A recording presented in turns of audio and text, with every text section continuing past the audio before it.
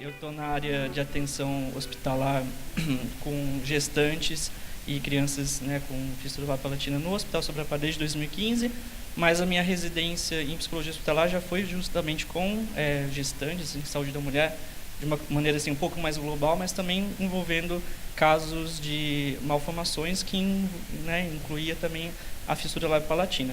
Eu vou falar um pouquinho hoje para vocês sobre esse tema, que é bem extenso, então vou tentar ser bem assim, objetivo, resumir bem. Depois, se vocês tiverem alguma dúvida, a gente conversa um pouquinho depois. Opa. Então, só para contextualizar um pouquinho, né, onde que eu trabalho, que é no Hospital Sobre a Pá, que é um centro de referência para deformidades craniofaciais, inclusive a fissura palatina, que é em Campinas.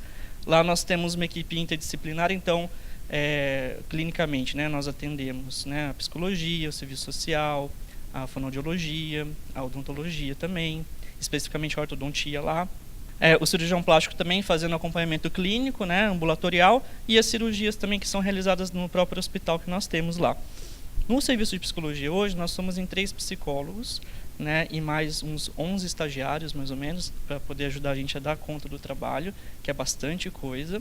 Né? E justamente assim, né, como a Dani comentou brevemente, né, então nossa assistência vai desde o primeiro momento, quando uma mulher, uma gestante chega já com diagnóstico intrauterino para dar as primeiras orientações, aí por tabela já passa por todas essas especialidades, inclusive a psicologia, para poder fazer um primeiro acolhimento, para poder conversar um pouquinho, né, e já dar assim as primeiras orientações para quando o bebê nascer, para quando chegar no hospital, realmente o bebê já como nosso paciente, né?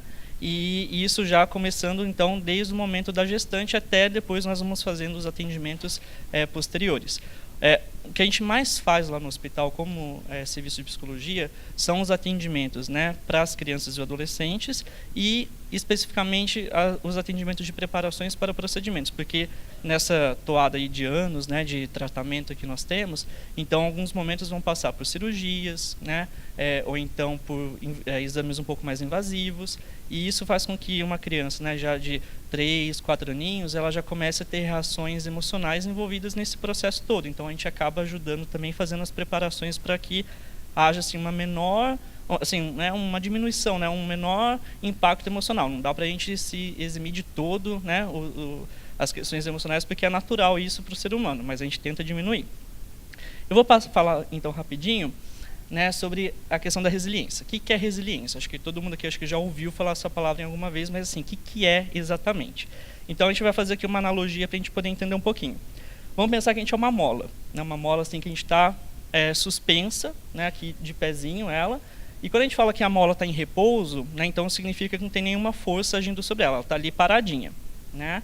E aqui, se a gente fizer essa analogia falando que nós somos essa mola, significa que quando nós estamos assim, nós estamos bem, nós estamos tranquilos, né? Emocionalmente eu estou dizendo, né? Então, como se nada tivesse assim acontecendo a nível emocional. Então, nós não estamos, né, ansiosos, não estamos deprimidos, estamos bem. Tá?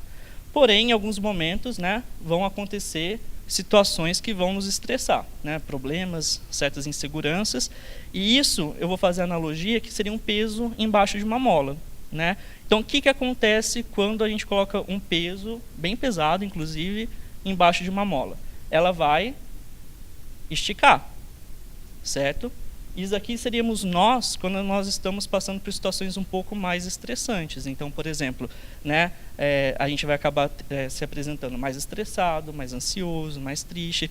Não necessariamente a gente vai ter um diagnóstico de depressão, um diagnóstico de ansiedade, mas a gente passa por isso no dia a dia, né? Ninguém fica livre de passar por esses pesos, né? E quando a gente então está assim, a gente está emocionalmente mais vulnerável. Só que, né, mesmo a gente passando por todas essas situações, né, então assim, pensando no tratamento, cirurgias, né, o diagnóstico mesmo no primeiro momento, a gente tem também, graças a Deus, uma grande habilidade de ser flexível. Então a gente tem essa flexibilidade de esticar e voltar, né, ao que nós consideramos normal emocionalmente, né? Felizmente nós temos isso, porque nós temos, né, capacidades, né, de inteligência, nós somos inteligentes, seres inteligentes, nós temos capacidade de amar, né, de ficar sensível ao outro, temos capacidade de oferecer cuidado para as pessoas que são um pouco mais vulneráveis, principalmente as crianças, né? e capazes de resolver os nossos problemas. Porque assim, se a gente tem um problema, o que a gente faz? Ou a gente se entrega totalmente, né, fingindo que não existe nenhum tipo de solução, ou a gente tenta resolvê-lo. A gente então tem que usar um pouco dessa habilidade de tentar resolver o problema para ter essa flexibilidade. Então, a gente pode até passar um pouquinho de aperto, ficar estressado quando a gente está esticadinho, mas a gente volta também, né? Então, isso é uma constante no sentido de que acontece sempre, né, na nossa vida, independente dos problemas que ocorram, né? Mas no caso do tratamento, ele, né, tem altos e baixos por conta das cirurgias, por conta de momentos assim que a gente fica mais tranquilo, assim, vão ficar anos sem cirurgia, de repente volta a ter outra cirurgia, né? Isso então pode fazer com que a gente tenha esse movimento, né? Então, né, resumidamente, sendo fortes e flexíveis, a gente consegue ser resiliente. Para resumir, então, a resiliência seria, né, uma pessoa resiliente, né, que passa por situações de estresse, podendo ter algumas dificuldades emocionais, mas que consegue voltar ao seu bom estado emocional de antes. Então, assim, não significa que eu não sofro, não significa que eu passei assim sem chorar, não é isso, né? E sim pensar que a gente consegue passar pela situação, mas que a gente consegue se recompor, né? Mas como que a gente faz isso, né? Aí que é a parte mais que nos cabe, assim, até como psicólogos, né, de acompanhar esse momento, né? Como a Dani falou que do meu mestrado, eu sou mestre em psicologia e especificamente, né, no trabalho com crianças com fissura lábio-palatina. Eu fiz esse recorte aqui, que é até parte da minha pesquisa de mestrado, que eu coloquei, né? Isso daqui talvez não faça sentido para todo mundo, dependendo da idade dos filhos, né? Porque esse recorte aqui que eu fiz são de crianças entre 9 e 13 anos, mais ou menos. Então, os menorzinhos eu acabei não abordando para poder avaliar esse tipo de situação. Então, dentro do tratamento, o que é estressante para a criança, né? De acordo com a pesquisa? Ir às consultas, né? Então, assim, pensando que nós estamos lá na Sobrapar, num centro de referência, muita gente viaja, né? Então, assim, não é que está na cidade e vai ali fazer uma consulta rápida e volta. Não, passa o dia, passa a manhã, passa a tarde, às vezes tem que dormir de um dia para o outro. Então, para a criança, isso é estressante. Usar o aparelho ortodôntico, que a doutora agora estava falando justamente sobre isso, né? Que para a criança também ela entende isso como algo estressante. Ser alvo de zombaria em alguns momentos, né, dependendo da situação, aí envolve bullying, que aí entra em outra história que a gente pode conversar também, mas em outro momento, e perguntarem por que tem cicatriz na face, né, muitas vezes isso pode ocorrer também, e isso, né, especificamente para as crianças, às vezes pode surgir como um ponto de estresse.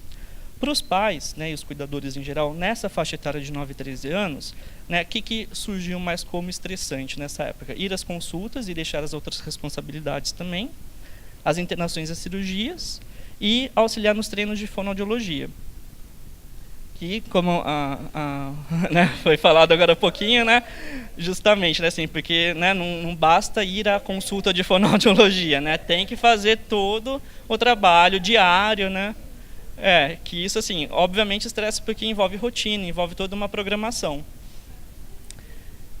E, né, que a gente tem que também fazer um adendo, né? Como eu falei que foi esse recorte, mas assim, eu sei que em outros momentos também são outras situações que estressam os pais também. Então, desde o diagnóstico, a primeira consulta, a primeira cirurgia, o primeiro pós-operatório, a primeira retirada de pontos, né? Não é à toa que é tudo primeiro, né? O primeiro sempre assusta um pouquinho mais do que os seguintes, tá? Mas só para a gente não deixar de comentar. E o segundo passo, assim, para poder auxiliar nessa evolução da resiliência, né? A questão de entender quais são as características da criança, nesse caso, né? Que eu estou falando da criança, porque, assim, se a gente se organiza, a gente consegue organizar a criança também, emocionalmente. Então, crianças que são mais afetuosas, né? Existem diferenças, como a gente fala de personalidade para adulto, a criança tem o temperamento, e o temperamento ele modula isso, né? Se a criança ela é mais ou menos afetuosa, se ela é mais ou menos ativa, ou seja, se ela gosta de fazer atividade física mesmo, assim, de correr, de pular, que não gosta de ficar parada. E crianças que são realmente um pouco mais tímidas, que têm um pouco mais de dificuldade em falar sobre os seus próprios problemas, em se abrir com as pessoas. Então, assim, entender isso para saber o que você pode fazer para realmente dar um suporte para essa criança. E no terceiro momento, né, oferecer esse suporte efetivamente, né? Então, assim, alguns exemplos, né? Escutar e acolher essa criança, né? Mostrar como resolver os problemas de maneira positiva. Então, não simplesmente fazer uma catastrofização, que assim, nossa, meu Deus, não tem mais jeito, assim, como modelo mesmo, porque a criança vê, né, os pais e os cuidadores fazendo as coisas e eles replicam isso, inconscientemente, né? Mas eles replicam essa maneira de ser.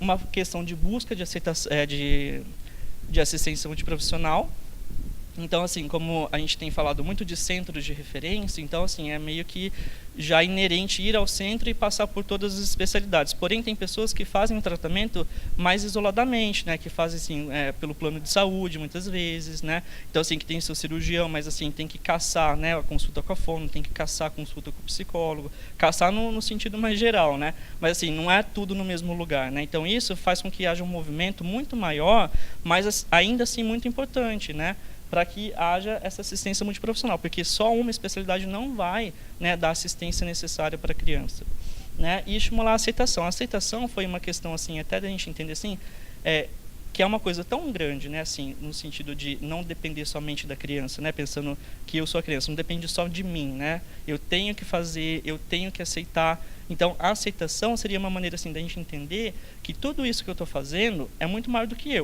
eu tenho que aceitar porque eu tenho que fazer isso daqui, né? Então, assim, não fazer com que haja aquele peso de, nossa, mais uma vez ir para o hospital, nossa, sabe? Dar modelos pequenos, que isso já faz, né, toda uma estimulação para a aceitação da criança.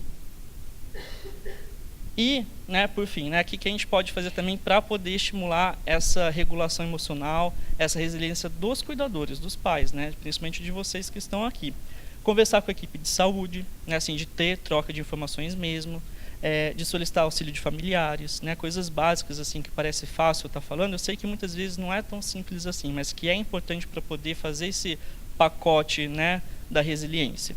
Conversar com as pessoas mais experientes e que já passaram pelas dificuldades, porque não basta só conversar com a equipe, tem que falar com quem já passou também.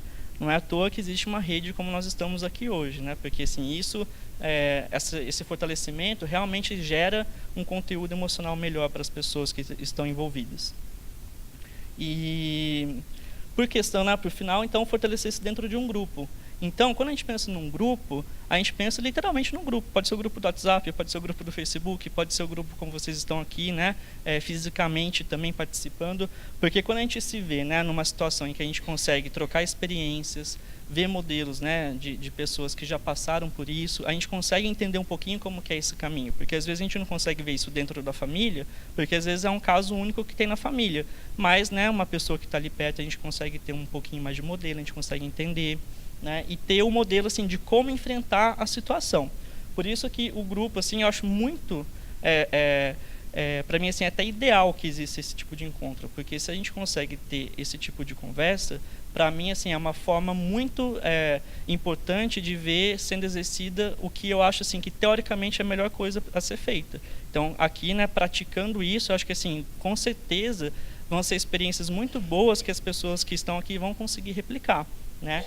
E também de conseguir fazer com que haja, né, assim, uma rede a nível de como que pode buscar o atendimento. Então, assim, não só de buscar no centro especializado, mas de pessoas que fazem outros atendimentos para quem não depende do centro de especialidade, né, que vai, que nem eu falei, caçando, né, profissionais muitas vezes. Então, isso, assim, tudo gera uma estimulação dessa resiliência.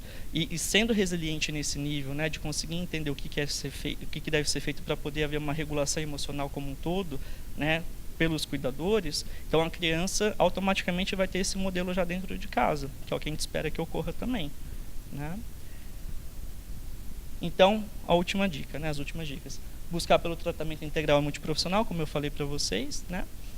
Não deixe de conversar com aqueles que você tem confiança, porque eu sei que às vezes são assuntos mais delicados, que a gente deveria conversar, mas que a gente não tem, assim, tranquilidade para falar com qualquer pessoa, né? Então, selecionar bem com quem a gente quer conversar, mas não deixar de conversar, né? Para poder realmente extravasar as questões emocionais e não deixar acumulada para uma hora, por exemplo, assim, acabar tendo uma fala mais chata perto do próprio filho, né? Para que haja, assim, um momento que seja possível direcionar as questões emocionais para os adultos e para a criança um bom modelo, né? Para ver essa diferenciação. E não hesitar em demonstrar fraqueza também, né? Porque, que nem eu falei, a resiliência ela não é que a gente é intocável emocionalmente, que a gente não vai sofrer, que a gente não vai passar por nada. Mas sim que a gente tem essa capacidade de, né, se resgatar, se reorganizar, né, e voltar àquele estado mais tranquilo, né, mais gostoso que a gente falou no comecinho, né, com a mola lá em repouso. Tá? E é isso, eu estou à disposição também para vocês, se vocês quiserem depois tirar dúvidas, a gente vai ter um tempinho, tá bom? Tem meu contato também, se vocês quiserem depois tirar mais informações, a gente pode conversar, tá bom? aí estou à disposição, então. Obrigado, viu, Dani, pela oportunidade. Então, eu aqui de novo, né, ainda, na verdade. Assim, para falar um pouquinho rapidamente sobre a ABFLP, que é a Associação Brasileira de Fissura Lábio-Palatina. Não sei se todo mundo conhece, mas, assim, a nível nacional, ela, né, a instituição mais responsável sobre a organização da assistência, né, sobre a fissura lábio-palatina que nós temos aqui no Brasil. Né, falar rapidamente sobre algumas questões básicas dela, para todo mundo entender qual que é o trabalho que a associação faz, né, assim, por que é importante saber sobre ela. Ela foi fundada em 69, já faz bastante tempo, né? Então, ela tem dois grandes objetivos. O primeiro objetivo está relacionado especificamente em congregar os especialistas que fazem, né, o suporte à fissura lábio-palatina. Então, quando a gente fala desses especialistas, são todos os que estão envolvidos no tratamento multiprofissional. Então, tem o cirurgião plástico, tem o psicólogo, tem a fonoaudióloga, tem o nutricionista. Tem várias profissões que podem se cadastrar e se afiliar à associação para realmente poder compor esse grupo de especialistas, né, interessados no desenvolvimento de assistência às crianças com fissura lábio-palatina, né, e adultos também. Que a gente fala mais de criança porque geralmente assim é o que a gente hoje em dia tem mais de volume, né, mas não que não haja adultos também em tratamento da fissura lábio-palatina. E o segundo objetivo maior que é promover o intercâmbio, né, entre as associações congêneres através de cursos. Então, tudo que se faz assim em relação a intercâmbio, né, para poder que haja, né, a troca de saberes, porque os centros de especialidade também eles são centros de formação de tecnologia. Então, assim, às vezes um centro, né, por exemplo, vou dar o exemplo da Sobrapar onde eu trabalho, desenvolve uma técnica cirúrgica, então é importante que um médico venha também de outro centro para poder aprender essa técnica, para aprender o serviço de psicologia, o serviço de fonoaudiologia, para nós darmos modelos entre nós para sempre estar melhorando essa assistência. E a associação ela faz também isso como objetivo, né, de troca de experiências também. A missão, né, que então tem a ver com congregar esses profissionais, né, para equipes interdisciplinares, para ter uma assistência ética humanizada aos pacientes. Eu vou passar rapidinho porque são bastante coisas que vocês vão poder ter acesso também, não só na apresentação que é gravada, mas no site também da associação vocês têm todo acesso. Tá? A visão também que é apoiar, né, todos esses profissionais, justamente assim, servindo de polo articulador das políticas de atenção à saúde, do conhecimento e da pesquisa científica, né, e participando do aperfeiçoamento profissional. Então, além de ajudar, né, os profissionais, eles também fazem, né, pela associação, muito fomento de eventos, né, eles fazem um congresso anual que é sobre fissura lábio-palatina, que hoje, esse ano, está no 10º encontro, né, que é um momento de troca científica para que haja realmente, né, um aperfeiçoamento técnico-científico da assistência aos pacientes, para que haja realmente, né, um aperfeiçoamento técnico-científico da assistência aos pacientes. Os valores, né, de excelência, de desenvolvimento e disseminação, aqui está faltando das técnicas científicas e práticas, a interdisciplinaridade, a ética e a responsabilidade social.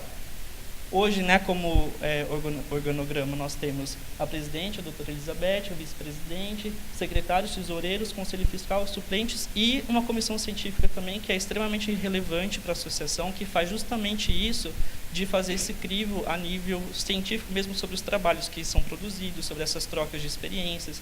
Eles fazem também a análise de todos os trabalhos que são apresentados no congresso anual, para que haja realmente um crivo científico para que todos os produtos finais, né, que são apresentados no Congresso sejam realmente de alta tecnologia. Nós temos, então, o site que vocês podem olhar também para poder trocar informações.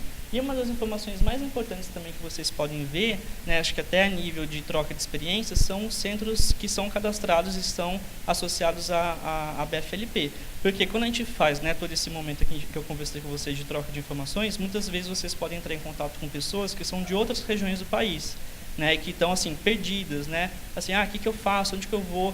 Aqui no site da BFLP vocês podem ter acesso a quais são os centros que são associados e tendo essa associação, vocês vão ver que também existe uma grande questão de alta qualidade do serviço, né? Então, assim, é o local onde realmente a pessoa pode ir e ter confiança no serviço que está sendo oferecido.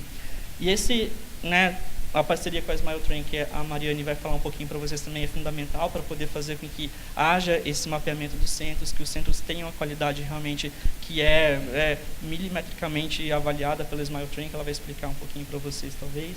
né? Eles fazem apoio aos eventos também, como está fazendo aqui também para o nosso encontro. Faz também um papel muito importante de políticas públicas relacionado a questão assim de representatividade mesmo a nível ministerial em alguns momentos, que faz também divulgações sobre tanto o tratamento sobre a fissura labial-palatina, sobre também o acesso aos centros, né? Faz também parte desses princípios filosóficos, né? Esses centros de atendimento serem próximos à residência da pessoa, porque ainda assim, né, por mais assim que a associação lute, né, por essas políticas públicas, para que isso haja, né, nós ainda temos muitas viagens, né, muitos pacientes que vão, que viajam, que saem de suas cidades, mas a ideia é fazer uma rede descentralizada, onde todo mundo possa ter acesso ao tratamento com um mínimo de deslocamento. Claramente, não dá para ter um centro de referência a cada município de 10 mil habitantes, mas assim, fazer com que o deslocamento seja sempre o mínimo possível, porque antigamente havia necessidade de atravessar o Brasil para chegar, talvez, em Bauru, onde era o único lugar de acesso, né? Hoje em dia, não, né? E a associação faz esse papel que é muito importante. Então, para vocês se instrumentalizarem também, entenderem um pouquinho, vocês podem acessar as informações e ver, né? Para poder divulgar as informações que são relevantes para os pares de vocês também. Tá joia? O congresso, que vai ser esse ano em setembro aqui em São Paulo, né? Vai ser um congresso junto com outros 2 eventos, então ele acaba sendo um evento internacional, de alta qualidade, né, e muito visível aqui na América Latina. É muito legal de participar, esse ano eu vou participar também. Tá? E a última coisa que eu posso falar para vocês é sobre as associações, né? Então, assim, a Associação Brasileira, ela vive também assim, de doações, né, praticamente, de alguns recrutamentos através de situações que não são comerciais. Então, quem tiver interesse e puder participar, né, se afiliando, também pode ficar à vontade para entrar no site e ver como que isso pode ser feito. É bem simples, né? Todo ano eu me afilio também para poder ter acesso às informações que são relevantes para a nossa área. Tá bom? Obrigado, viu, pessoal? Obrigado, gente.